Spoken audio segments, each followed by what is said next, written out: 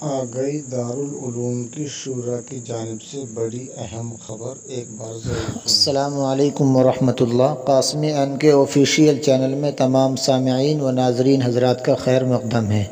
مدارس اسلامیہ کے سروے کے دوران دارالعلوم دیوبند کی مجلس شورا کا اہم فیصلہ۔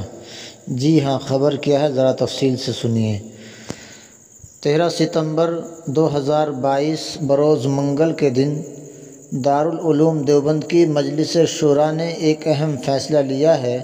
وہ فیصلہ یہ ہے کہ صدر جمعیت علماء ہند جناب حضرت مولانا سید محمود اسعد مدنی کو مجلس شورا نے دارالعلوم دیوبند کی شورا کا رکن منتخب کیا ہے۔ شورا کے اس اہم فیصلے پر مظفر نگر سے قاری محمد ذاکر صاحب، خانوادہ رفیقی کے چشم چراغ مفتی محمد اکمل صاحب، دارالعلوم رفیقیہ شیرپور سے مولانا ناظم کریم قاسمی صاحب اور دیگر حضرات نے حضرت مولانا سید محمود اسعد مدنی دامت برکاتہم العالیہ کو مبارکباد پیش کی ہے اور شورا کے اس اہم فیصلے کو نیک فعل قرار دیا ہے۔ اللہ رب العزت حضرت کی خدمت کو قبول فرمائے، آمین۔ السلام علیکم۔